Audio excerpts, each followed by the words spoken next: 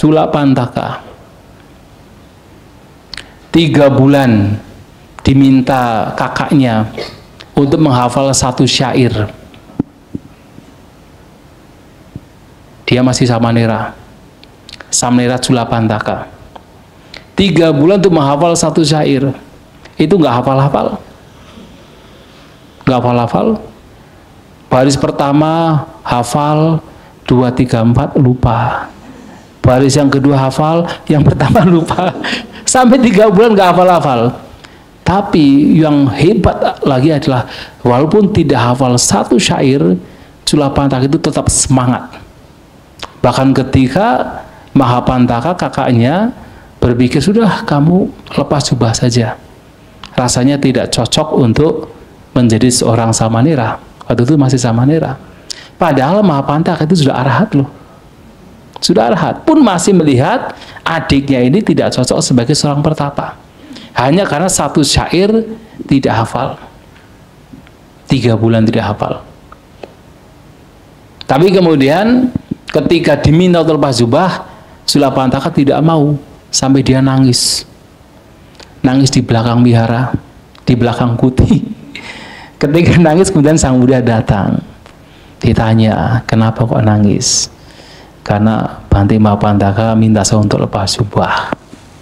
Padahal ya tidak hafal 1 syair pun masih semangat, sampai nggak mau lepas jubah.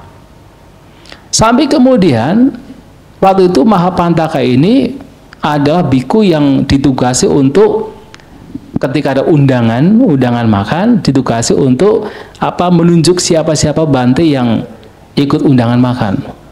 Nah waktu itu Jiwaka mengundang para Bhante, dan ketika ada undangan makan, semua biku diundang kecuali adiknya. Coba ditinggal, pada kasihan gitu ya, adiknya dulu tinggal itu ya, karena beliau berpikir udah lepas jubah aja lah gitu kan. Tapi kemudian Sang Buddha tahu cara untuk bisa membawa Culapantaka ini paham untuk melenyapkan kotoran batin. Dikasihlah kain putih. Udah kamu di terik matahari, kain putih diusap-usap. Rajo haranang, artinya apa? Rajo itu adalah kotoran, haranang itu ambil kotoran, usap kotoran. Begitu diusap-usap, bukan kotorannya lenyap, tambah kotor. Ya kan, tambah kotor. Dan itu memunculkan sebuah pemahaman, oh ternyata pada dasarnya batin itu bersih, tetapi karena ada incoming object, jadi objek-objek yang berdatangan, batin ini menjadi kotor. Itu dikatakan Sang Buddha, paba sarang bikawe idang citang, bahwa batin ini pada dasarnya adalah bersinar. Tetapi kemudian agantukehi sangkilidehi, dan ini menjadi kotor. Kenapa? Ada sesuatu yang datang, objek-objek yang berdatangan. Nah itu menjadi pemahaman bagi Samanera Culapantaka ini. Dipahami untuk kembali kepada batin yang original, menerima semua keberadaan, tidak membiarkan objek-objek itu berdatangan membuat kotor batin, mencapai jana. Dari jana kemudian membawa kepada pemahaman anicca dukkha anatta, mencapai arahat sebagai Samanera. Dan karena memang Culapantaka ini punya kemampuan batin, artinya batinnya sudah begitu bersih dan ada kematangan batin yang lain, sehingga beliau juga punya kemampuan mencapai kesucian arahanta, dan juga punya abhinya, bisa mengubah dirinya sampai bahkan ratusan ribu. Dan yang bisa mengubah diri seperti itu banyak sebenarnya, sampai ribuan katakan orang itu banyak. Tapi hanya satu yang bisa, yang hampir menyamai Sang Buddha, yaitu Culapantaka. Biasanya kalau Bhante Mahamoggallana misalnya bisa mengubah dirinya sampai ribuan, tetapi apa yang dilakukan Bhante Mahamoggallana itu ya semua itu ikut. Kalau Bhante Mahamoggallana misalnya berjalan, semua ikut berjalan. Tapi Culapantaka beda. mengubah 1000 orang dengan posisi yang berbeda-beda. Ada yang sedang berjalan, ada yang sedang berdiskusi, ada yang sedang menyapu, ada yang sedang membersihkan jubah, berbeda-beda. Dan itu hanya bisa dilakukan oleh Sang Buddha. Dan Culapantaka bisa. Maka ketika Sang Buddha datang ke tempatnya Jiwaka, beliau menyampaikan, oh masih ada satu yang belum diundang. Bhante Mahapantaka bilang, udah semua Bhante, ada satu, lihat aja. Kemudian dimintalah, yaitu Jiwaka untuk datang. Ternyata ada ribuan orang. Dengan wajah yang sama lagi. Ya, kemudian bingung kan, akhirnya pulang lagi. Kemudian Sang Buddha menyampaikan, sudah kamu panggil saya, mana Culapantaka, siapa yang ngomong duluan itu yang tangannya dipegang gitu kan. Nah, begitu ditanya, mana Bhante Culapantaka, begitu ada yang satu ngomong langsung dipegang tangannya, semua lenyap. Kemudian diundang untuk undangan makan. Itu saja. Jadi artinya kadang-kadang kita nggak perlu banyak-banyak, intinya saja itu ditekuni dengan sangat baik, itu bisa membawa kepada pembebasan. Intinya itu. Intinya apa? Tidak melekat terhadap semua fenomena. Intinya. Tidak melekat adalah melenyapkan suka dan tidak suka, kesalahan dan kebencian. Jadi nggak perlu kemudian harus tahu ini, harus tahu itu, yang kemudian malah pusing sendiri. Karena tidak harus demikian. Meditasi adalah apa? Itu. Sabbapa pasakaranang kusala supasambata sacita pariyodapanang, itu 3 saja dipraktikkan dengan baik, itu sudah membawa kepada pencerahan. Apapun kejahatan yang buruk jangan lakukan, kemudian melakukan hal-hal yang baik saja dan mengupayakan untuk membersihkan batin dari apa? Semua kotoran batin yang muncul, termasuk pikiran yang berkeliaran, termasuk pembandingan itu kotoran batin, itu mesti dilenyapkan. Nah, melakukan demikian itu sudah cukup, sudah sangat cukup. Jadi demikian ya. Ya. Penderitaan fisik, ada hal-hal yang memang masih berguna di dalam kehidupan sehari-hari. Walaupun kemudian secara paramata itu kontradiktif, tetapi masih bisa digunakan. Misalnya apa? Memang tidak mungkin semua orang bebas dari derita fisik. Tetapi ketika kita berharap semoga dia bebas dari derita fisik, itu membuat kita bahagia. Karena harapan itu harapan yang baik. Itu pemikiran yang baik. Itu pemikiran cinta kasih. Misalnya kita mengatakan sabbe sata bhavantu sukhitata, semoga semua makhluk berbahagia. Realitasnya nggak bisa. Semua makhluk berbahagia nggak bisa kan. Tetapi dengan harapan demikian, itu membuat pikiran kita itu menjadi happy. Kenapa? Apa yang kita harapkan adalah harapan yang baik untuk makhluk lain. Justru kalau kita mengatakan semoga semua makhluk tidak berbahagia, kebencian kan? Atau semoga beberapa makhluk bahagia, semoga tidak bahagia, kan itu menjadi penderitaan bagi kita kan? Itu pikiran yang buruk kan? Tapi dengan kita semoga semua makhluk berbahagia, walaupun realitasnya nggak mungkin, tetapi itu harapan yang baik. Dan hal-hal itu masih sangat baik dalam konteks tertentu. Maka tidak kemudian dicampur adukan dengan realitas. Ya, memang realitasnya adalah selama punya fisik nggak mungkin bebas dari sakit. Maka untuk bebas dari sakit ya harus mencapai alam Brahma, pun juga arupa Brahma yang tidak ada sakit, tidak ada fisik kan. Memang realitasnya demikian. Tapi harapan untuk memberikan kebahagiaan atau harapan agar yang lain berbahagia itu sesuatu yang sangat baik. Karena di situ adalah pengembangan cinta kasih, pengembangan kasih sayang. Itu mesti dilakukan. Seperti misalnya apa? Atta itu nggak ada. Itu hanya ciptaan pikiran kita. Nggak ada kan? Tetapi secara konvensional kesepakatan itu harus digunakan. Kita harus menggunakan kata saya, kamu, mereka, engkau harus digunakan. Karena secara konvensional itu dibutuhkan. Malahan kalau kita menggunakan istilah yang sebenarnya real, orang nggak akan paham. Bante Santasito, ini waktunya makan ya. Ya nanti Pancakanda mau ke toilet dulu.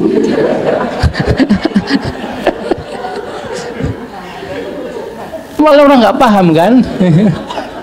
ya kita jawab, ya nanti ya saya tak datang nanti sebentar lagi kan gitu, saya mau ke toilet gitu kan. Masa bilang nanti ya Pancakanda mau ke toilet dulu. Memang Pancakanda mau ngapain? Maka kata aku, engkau, mereka itu masih digunakan. Jadi ada kebenaran yang konvensional atau kesepakatan yang itu dibutuhkan, memang ada kebenaran yang paramata. Dan keduanya digunakan sesuai dengan konteks, sesuai dengan situasi dan kondisi. Kita tidak bisa dalam hidup kita selalu mengarah kepada paramata, tidak bisa. Bahkan Sang Buddha pun juga tidak demikian. Beliau manusia yang sangat normal, sangat wajar. Sangat wajar. Beliau masih menggunakan kata saya. Walaupun sekarang kadang-kadang orang menggunakan dengan namanya ya, nggak mau dengan kata saya. Dengan alasan supaya keakuan itu tidak timbul. Nggak bisa. Sama aja, man bisa keakuan bisa timbul besar kan. Iya, malah namanya disebut terus, keakuan tambah besar malah. Padahal Sang Buddha menggunakan kata saya. Ya, ahang wadami, saya berkata. Ahang. Nah, jadi kita mesti membedakan mana yang konvensional, mana yang paramata. Yang kadang-kadang hal-hal yang seperti ini konvensional juga masih dibutuhkan dalam kesempatan-kesempatan tertentu. Yang kedua adalah kita selalu kembali kepada inti dari meditasi. Kita tidak perlu kemudian memiliki banyak pengetahuan seperti yang lain misalnya, nggak harus. Kita kembali pada inti meditasi, melepas kemelekatan, sudah cukup. Begitu ya? Ya. Hah? Kemana? Oh, penyembuhan ya. Ya, tujuan tertinggi tetap ada penyerapan kotoran batin, tujuan tertinggi. Tapi kemudian dalam prosesnya kemudian kok memberikan dampak baik untuk fisik, yaitu hanya sebagai sekunder saja, bukan tujuan tertinggi. Karena mau tidak mau yang namanya fisik juga beberapa hal dipengaruhi oleh batin kita. Jadi kan fisik kita kan dipengaruhi oleh karma kita, dipengaruhi oleh makanan kita, dipengaruhi oleh iklim yang kita di mana kita hidup, dan juga dipengaruhi oleh batin kita. Pikiran kita ada 4 yang secara umum mengaruhi. Maka ketika batin itu baik, memungkinkan fisik juga menjadi lebih sehat. Tapi juga tidak bisa selamanya. Kenapa? Masih ada iklim, masih ada makanan, masih ada buah karma. Sang Buddha secara batinnya bebas dari semua pengotor batin. Apakah beliau tidak sakit? Masih sakit. Bante Mahakasapa, Bante Mahamoggallana, secara kotoran batin sudah lenyap total, batin sudah sangat, ya bahkan dikatakan Lokutara Siddha kan, sudah bukan Lokia lagi, sudah sangat baik. Tetapi kemudian apakah tidak sakit? Masih sakit. Masih sakit. Kenapa? Ada faktor-faktor lain yang membuat seseorang sakit. Selain batin, ada iklim, ada makanan, ada juga buah karma. Dan itu mesti dialami. Tetapi ya memang dampak dari batin yang dijaga secara fisik juga menjadi lebih baik. Tapi bayangkan, batin dijaga, tapi kalau tiap hari makannya kolesterol terus, kena juga kolesterol. Kan begitu kan? Iya. Jadi begitu. Oke. Terima kasih banyak, Ya. Bante. Hanya satu lagi lah ya, soalnya sudah ngacung sih. Ya. Pandami Bante. Menyambung pembicaraan Bante yang tadi, bahwa inti dari semuanya ini adalah 4 kesunyataan mulia. Kemudian tujuan kita meditasi menghilangkan tanha yang tadi. Nah, bagaimana pengaplikasiannya dari 8 jalan mulia berunsur 8 tadi itu, bahwa kita itu harus berpikiran baik, berucap baik, dan sampai konsentrasi. Nah, pada saat kita di dalam keseharian kita ketemu orang yang menurut kita, oh saat ini dia sudah berubah baik, kemudian dia melakukan satu kebaikan, tentunya kita sebagai penerima itu masih ada question mark, masih ada aware, apakah ini orang benar-benar tulus, apakah orang-orang ini benar-benar sudah berubah sehingga kita tuh berani untuk menerima. Jadi saya teringat ceritanya tentang si kodok yang membantu menyeberangkan kalajengking yang akhirnya disengat karena dia memang sudah terlahir sebagai kalajengking, ya sudah memang dia itu insting naluriannya dia untuk menyengat. Nah itu seperti dari gitu, gimana kan? Ya, hanya saja kan kalajengking beda dengan manusia, ya kan? Artinya kalau kalajengking memang sudah ibaratnya pakai insting kan, sulit untuk berubah, bahkan tidak bisa berubah untuk menjadi lebih baik. Tapi kalau manusia kan bisa berubah, ya kan? Manusia asalkan dia boleh dikatakan normal, itu pasti bisa berubah. Manusia bisa berubah. Sebodoh apapun kalau dia mau berjuang, berusaha, pasti bisa pandai. Sebodoh apapun dalam hal misalnya dhamma, kalau dia mau melatih batinnya, asalkan latihannya itu lurus, benar, pasti ada perkembangan. Manusia bisa berubah. Justru kita terlahir sebagai manusia, kenapa? Kita punya kemampuan untuk bisa berubah. Dan itu adalah kesempatan kita. Sehingga terlahir sebagai manusia itu sangat sulit karena itu. Karena kita bisa mengubah katakan nasib kita, mengubah arah hidup kita dengan perjuangan, dengan usaha. Masalah nanti kemudian dia berubah lagi, misalnya ada seseorang ya sudah kelihatan kok berubah lagi, itu juga wajar. Karena memang apa? Ya manusia juga berubah-ubah. Tetapi yang jelas kan, dalam kita berasosiasi dengan orang lain, siapapun itu, baik untuk senantiasa melihat dari sisi baiknya, sisi positifnya. Suatu kali Bante Sariputta ya menyampaikan nasihat kepada para biku. Bagaimana seseorang bisa melenyapkan kebencian? Lihat sisi baik orang tersebut. Mungkin orang tersebut melakukan kejahatan. Cobalah lihat satu saja perbuatan baik dia. Apakah berkenaan dengan perbuatan ucapan atau perbuatan jasmani? Lihat satu saja kebaikannya. Ingat itu kebaikannya. Karena kan membuat kita benci adalah ketika ingat kejelekannya, keburukannya, maka muncul kebencian. Tapi kalau kita mampu ingat kebaikannya, satu saja yang diingat, oh dia masih baik kok. Dia masih melakukan hal yang baik. Oh dia pernah misalnya berdana, oh dia pernah bermeditasi, oh dia pernah membantu orang lain. Nah ingat kebaikannya, tidak melihat keburukannya, kebencian itu akan lenyap. Bahkan seandainya dikatakan setelah diingat-ingat kok tidak ada kebaikan sama sekali, tidak pernah melakukan kebaikan, seluruh ucapannya yang diketahui semua buruk, seluruh perbuatannya yang diketahui semua buruk, tetap kita tidak ada alasan untuk membencinya. Lihat itu seperti kita melihat seorang pengemis. Mengapa? Saat kita melihat seorang pengemis, yang muncul adalah rasa kasihan. Kenapa orang yang begitu jahat itu seperti pengemis? Karena orang yang jahat itu adalah orang yang sedang menderita. Dan perbuatan yang dia lakukan pun juga adalah perbuatan yang nantinya membawa kepada penderitaan berkelanjutan. Dengan kata lain, bagaimana kita memunculkan kebencian terhadap orang yang sedang menderita? Seperti bagaimana kita memunculkan kebencian terhadap seorang pengemis yang sedang menderita. Nah, kalau kita mampu berpikir demikian, maka kebencian tidak akan muncul. Maka lihat kebaikannya, atau kalaupun ternyata tidak ada kebaikan sama sekali, lihat bahwa itu orang sedang menderita. Cara lain adalah dengan cara apa? Ya cara bahwasanya ya bahwa kita kan memiliki karma masing-masing, ya kan? Kita hidup dengan perbuatannya masing-masing. Kalau kita berasosiasi dengan orang lain, muncul kebencian, itu kan sebenarnya penderitaan kita sendiri.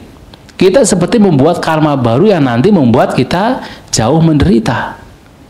Justru dengan mungkin berasosiasi dengan orang yang mungkin tidak sepaham atau katakan berbeda pendapat yang secara umum menimbulkan kebencian, justru itu adalah kesempatan bagaimana kita melatih batin kita untuk memunculkan penerimaan, tidak memunculkan kebencian.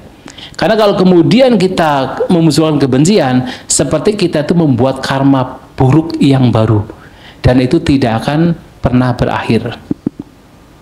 Tidak akan pernah berakhir. Jadi jangan dikira kalau kita itu membenci orang lain dalam kehidupan yang akan datang kita tidak bertemu, maka akan terus bertemu. Oh iya, justru kalau kita itu membenci orang lain itu akan terus bertemu dalam kehidupan mendatang. Kan ada cerita ya, cerita mengenai ada yang ada seorang wanita punya suami, dia mandul, bahkan dia awalnya minta suaminya untuk menikah lagi kan. Ternyata wanita barunya atau istri barunya itu hamil. Tapi setelah dia hamil, istri tuanya malahan menjadi iri. Sampai 3 kali itu menggugurkan. Di ketiga kalinya istrinya tahu, istri mudanya tahu bahwa istri tuanya menggugurkan. Wah, dia marah sekali. Dan sebelum dia mati, pokoknya nanti kalau saya meninggal, saya akan menjadi yakini untuk membunuh anak-anakmu. Ternyata dia meninggal jadi harimau betina. Sementara yang istri tuanya ini jadi rusa. Nah, kemudian rusanya punya anak, harimau makan terus. Kemudian si rusa ini balas dendam, nanti kalau saya meninggal nanti gantian saya makan. Ternyata dia meninggal, rusanya meninggal jadi kucing. Nah, harimau meninggal jadi ayam. Terus begitu sampai kemudian ayam itu terlahir sebagai yakini, sedangkan kucingnya terlahir sebagai seorang wanita pada zaman Sang Buddha. Itulah kemudian ketika yakini ini mau memakan anaknya perempuan ini, dia lari ke wihara bertemu dengan Sang Buddha. Sang Buddha mengajarkan kebencian tidak akan pernah berakhir bila dibalas dengan kebencian. Hanya akan berakhir dengan tidak membenci. Maka kalau ingin bebas dari bersama dengan orang yang dibenci, malahan jangan dibenci. Kalau dibenci akan terus bersama. Ya kan, coba bayangkan monyet itu kan satu dengan lainnya itu kan selalu berkelahi kan, tapi mereka bersama terus loh. Padahal kalau kita kan logikanya kalau kita berkelahi kita berpisah kan, tapi ternyata mereka nggak bisa berpisah, sama-sama benci padahal. Dan itulah terjadi, satu unsur itu akan selalu bersama, satu unsur. Para pemabuk bersama dengan para pemabuk. Kita suka bermeditasi juga bersama dengan orang bermeditasi. Akan terus demikian. Kalau kita melakukan kejahatan, ya sukanya dengan orang-orang yang memang jahat. Maka hal yang kalau kita ingin mendapatkan yang baik, yang buruk-buruk itulah yang mesti dilenyapkan. Dalam apapun situasi, kondisi, pikiran buruk itu yang mesti dilenyapkan. Ya. Itu kalau Sang Buddha menggunakan istilah dhatu. Jadi dhatu itu unsur yang sama akan selalu bersama. Kan ada istilah kalau di dalam itu yang hukum tarik menarik itu loh, law of attraction ya, law of attraction gitu ya. Kan ada kan law of attraction, jadi ada hukum tarik menarik, satu unsur akan bersama. Dan itu sesuai dengan apa yang disampaikan Sang Buddha, hukum dhatu. Jadi unsur yang sama itu bersama. Ya, baik ya. Ya, maksudnya gini Bante, orang itu melakukan satu pemberian, kemudian kita kan berpikir positif, kita nerima. Tapi satu kali ternyata itu menjadi satu pancingan yang kita tidak pahamin pada saat kita menerima di awal, seperti itu Bante. Jadi untuk pengalaman itu apakah pemberian berikutnya itu kita tolak atau tetap kita terima terus kita jaga-jaga? Maksud saya begitu Bante. Itu pancingan apa maksudnya? Kan nggak jelas pancingannya. Ada udang di balik batu gitu Mas Bante. Ada udang di balik rempeyek. Jadi gini Bante, jadi kita sudah tahu orang itu dasarnya dia udah nggak terlalu baik gitu. Tapi kita berpikir positif bahwa orang itu pasti berubah. Nah, dalam perjalanan beberapa tindakannya dia memang berubah. Nah, pada saat satu momen dia bertemu dengan kita, kemudian dia melakukan satu perbuatan baik, apakah kita tetap curiga atau kita tetap berpikir positif bahwa orang itu akan berubah? Kalau dia sedang berbuat baik, ya mesti kita apresiasi. Sedang berbuat baik ya. Tapi kalau dia melakukan kejahatan ya kita tidak mengapresiasi. Tapi kalau dia sedang berbuat baik ya kita apresiasi. Siapapun orangnya. Walaupun mungkin dulu pernah melakukan kejahatan, kemudian dia sedang melakukan kebaikan, ya kita apresiasi. Pas sedangnya ya. Nah itu, takutnya kan, wah ini misalnya, dia ngasihin kita ini duit halal apa enggak? Oh itu tidak ada masalah itu. Tidak masalah. Tetap aja kita terima. Tidak masalah. Soalnya apa? Ya terpenting dia sudah melakukan kebaikan. Bayangkan misalnya Sang Buddha. Sang Buddha sering diundang oleh seorang bernama Ambapali. Apa pekerjaan Ambapali? Pelacur. Ya kan? Tapi Sang Buddha ketika diundang untuk undangan makan, beliau juga datang bersama dengan para biku. Hanya saja ceritanya yang dipilih untuk makan di tempatnya Ambapali itu para biku yang sudah tahan mental. Betul. Karena Ambapali itu sangat cantik, sehingga kalau bikunya belum tahan mental itu nggak ikut makan di sana, bahaya. Tapi ketika diundang beliau akan datang. Apakah itu dari hasil dia punya pekerjaan demikian, itu kan urusan dia kan. Tetapi dia berbuat kebajikannya itu adalah kebajikan, mesti kita apresiasi. Jadi bukan berarti kita ikut makan dari mata pencaharian yang nggak benar. Oh itu urusan dia. Kita tidak ada masalah.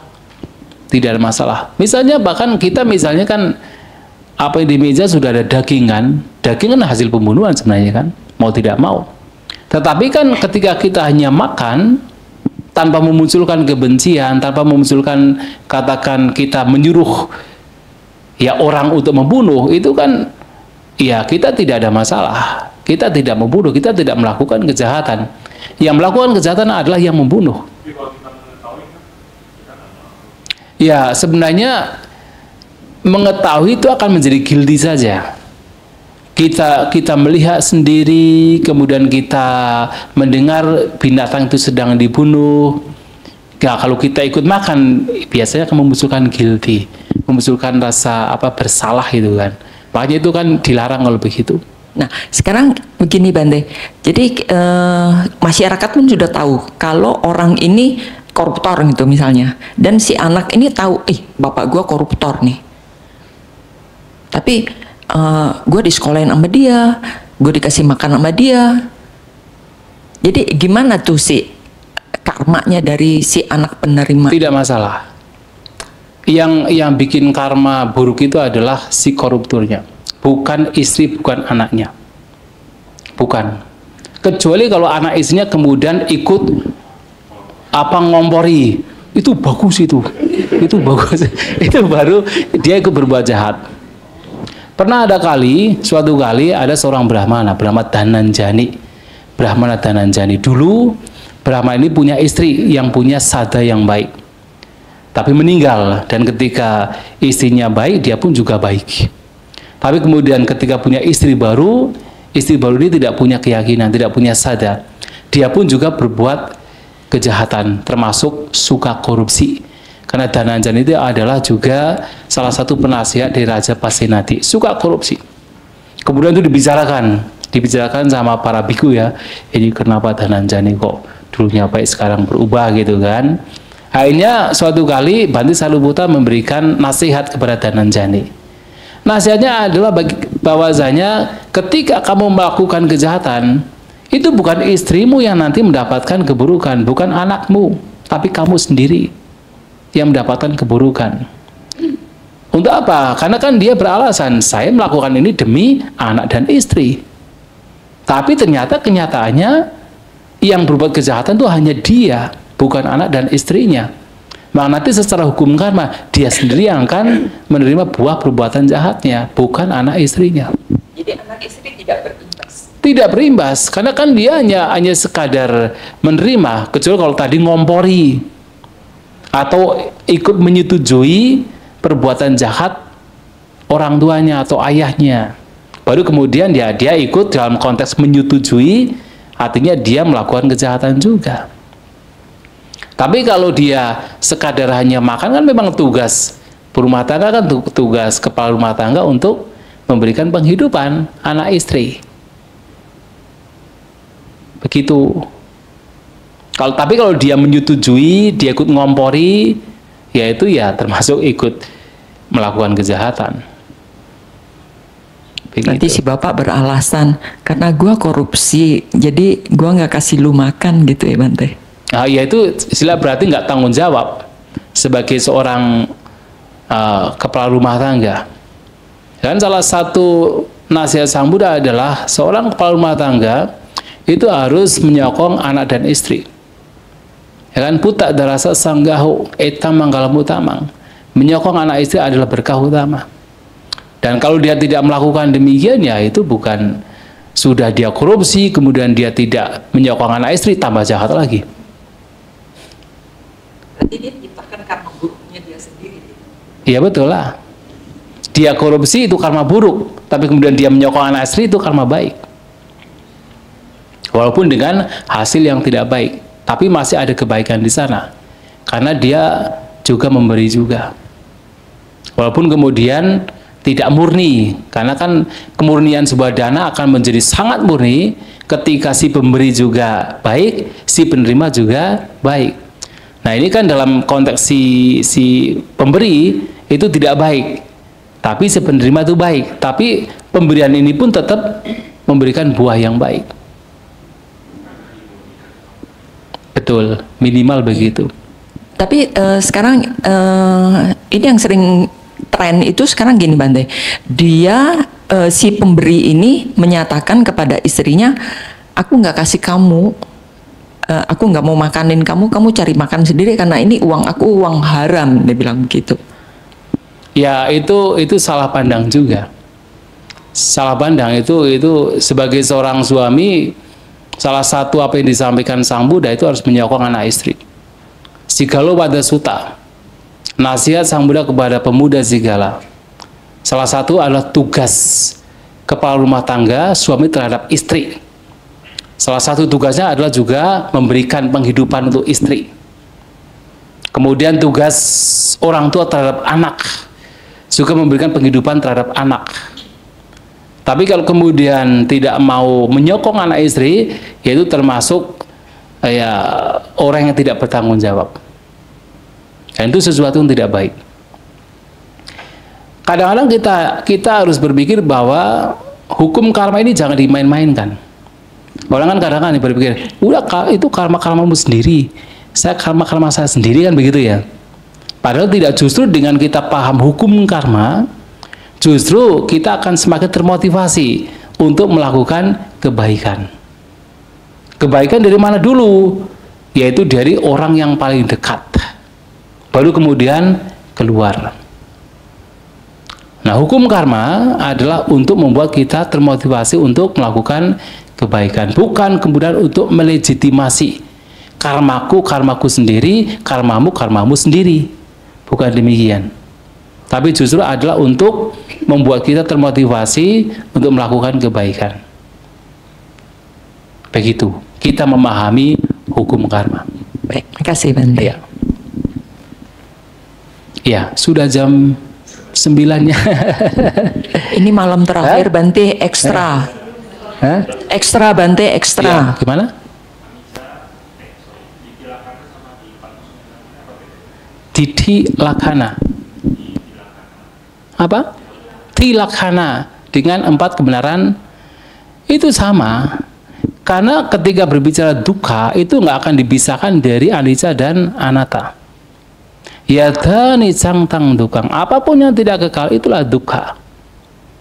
Dan apapun yang tidak kekal dan memberikan duka itu tidak patut untuk dianggap sebagai ini milikku, ini aku, ini diriku, anatta.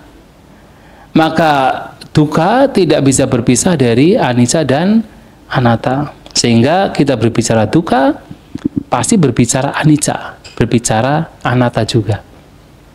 Maka tilakana itu bagian dari kebenaran Arya yang pertama. Gitu. Ya.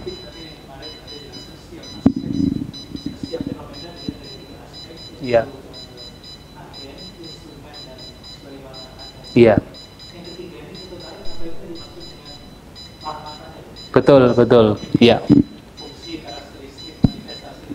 Oh, para mata itu artinya ya itu yang dijadikan, kenapa? Cetasika rupa, ya ini bahana juga, tetapi cetasika rupa itu dikatakan sebagai paramata dhamma, itu karena itu bisa digunakan sebagai objek meditasi. Ketika itu digunakan sebagaimana adanya, rupa sebagai rupa, cita sebagai cita, cetasika sebagai cetasika, tanpa menyertakan di sana individu atau makhluk. Melihat itu sebagai fenomena, maka itu bisa dijadikan sebagai objek meditasi, dan karenanya disebut sebagai paramata dhamma. Nah, sehingga dalam yang tadi definisi, dalam setiap fenomena itu ada 3, maka yang sebenarnya itu, yaitu yang bawah sadana, itu adalah yang paramata dhammanya. Yang 2 lainnya hanya sebagai alat komunikasi, dibutuhkan, tetapi hanya sebagai alat komunikasi. Sementara dalam praktek meditasi itu adalah realnya, cita sebagai cita, cetasika sebagai cetasika, kemudian rupa sebagai rupa. Ya, sebenarnya kalau 4 aspek itu kan sebenarnya untuk menengarai saja. Untuk menengarai, supaya kita tahu ini fungsinya apa, karakteristiknya bagaimana, manifestasinya seperti apa, dan sebab terkatnya itu apa, itu saja. Untuk supaya kita itu lebih bisa menengarai. Itu sebenarnya, iya. Nggak usah dipikirkan. Nggak penting juga sebenarnya, nggak penting. Yang penting lenyapkan keserakahan, kebencian, sudah itu cukup. Yang lainnya nggak penting. Iya, iya.